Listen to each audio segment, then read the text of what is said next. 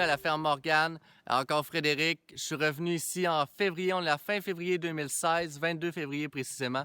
Puis je suis venu en cette froide journée ensoleillée d'hiver pour vous montrer qu'est-ce qui se passait à la ferme Morgane, surtout en fait avec la serre solaire passive.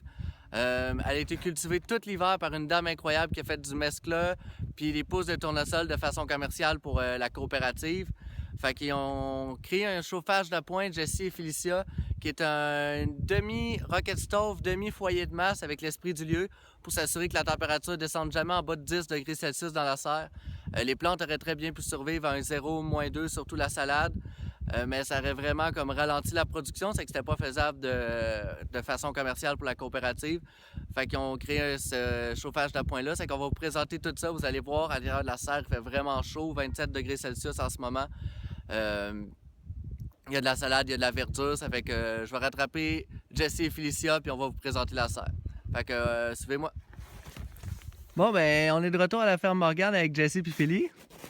Puis, je sais pas, je voulais nous parler juste un peu de la météo. Jessie a été vraiment beaucoup ici cet hiver, c'est qu'il pourrait nous parler un peu de comment la serre se comporte. Ouais, c'est ça. Dans le fond, c'est le 22 février 2016. Là, il fait -10 en fait. Et puis, c'est tout le contraire à l'intérieur de la serre, mais c'est ça. Au cours de l'hiver, dans le fond, ça s'est quand même relativement bien comporté au niveau de la température. On n'a pas eu de nuit où est-ce que ça a baissé en bas de 10 degrés à l'intérieur. Ça fait que c'est ça. Ça va quand même bien. Ça va quand même bien malgré le manque de soleil, surtout au mois de décembre. Je te dirais que c'était plus tough. Mais on s'est installé un chauffage d'appoint, en fait, à l'automne, sous forme d'atelier. Puis avec l'esprit du lieu, puis ça nous a vraiment aidé à passer les moments un petit peu moins ensoleillés, en fait, de l'hiver.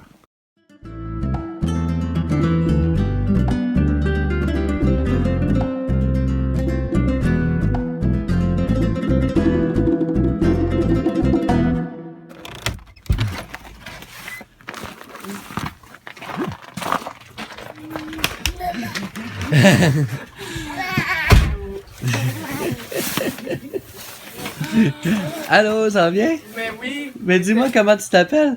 Je m'appelle Chanel. Oui. Puis c'est Chanel, c'est toi qui as cultivé ici tout l'hiver? J'ai eu cet honneur-là, oui. Veux-tu me présenter tes plantes un peu? Bien sûr. Dans le fond, ici, en plus de création artistique, telle que celle-ci, ici, on cultive du mesclun. C'est que, grosso modo, le mesclun, c'est un mélange de salade. On a plusieurs types de laitues, des épinards, des betteraves. On a aussi différentes sortes de moutarde, du toxol, de la roquette. On mélange tout ça ensemble, ça fait une bonne salade bien goûteuse. Donc du mesclun, puis aussi on fait pousser des pousses. De tournesol. Donc c'est super nutritif, c'est super simple à faire, puis c'est délicieux. Donc il y a des petites tomates qu'on commence aussi, qui poussent bien, qui débutent leur première fleur. Donc, ma foi, une réussite. On voit la neige qui s'est accumulée à l'extérieur. Avec la salade à l'intérieur, il fait -10 à l'extérieur, mais c'est une journée très ensoleillée. Le thermomètre nous indique 26, il faisait 27 au début quand on est arrivé il y a une demi-heure. Vous voyez que le débord de la hauteur des fenêtres a permis à la neige de ne pas s'accumuler sur les plastiques du toit, c'est que c'est vraiment une bonne stratégie. C'est sûr qu'on pourrait enlever la neige devant, mais pour l'instant, elle nuit pas au soleil de rentrer. Parce que les plantes sont hautes.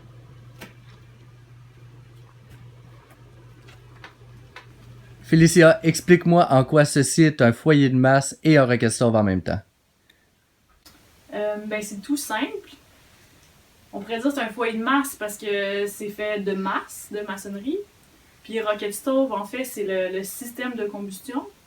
Fait que je sais pas si vous avez un peu en tête ce qui est le rocket stove le plus courant qu'on voit au Québec, avec le gros baril, puis l'entrée d'air, la boîte à feu à l'entrée où est-ce qu'on met du tout petit bois par le dessus, puis là qui se fait brûler puis qui se fait chauffer rebrûler dans la cheminée interne. Fait que c'est un peu le même principe, sauf que dans le fond, la boîte à feu, c'est comme un foyer de masse plus conventionnel, là, finlandais. Fait que ça veut dire que il y a la boîte à feu ici qui est assez grosse pour mettre des grosses bûches, comme dans un vrai foyer de masse. Sauf qu'après ça, les fumées, ben là, je sais pas si on peut le voir là, si on regarde à l'intérieur.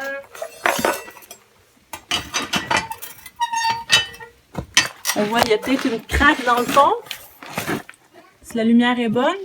Fait que dans le fond, les fumées se rentrent dans cette craque-là. Puis, après cette craque-là, c'est comme une cheminée interne faite de maçonnerie isolante. Fait que ça permet aux gaz qui n'ont pas été brûlés dans la boîte à feu de se brûler à cet endroit-là. Fait que c'est là que ça devient le plus chaud. Fait que la cheminée interne du foyer de masse va jusqu'ici. Puis, c'est là que dans le fond que ça devient le plus chaud. Puis là, ici, les gaz vont... fait que sortent par ici, redescendent. Fait que après ça, il y a comme ça se passe dans tout le foyer. Puis ça redescend pour rentrer dans le banc.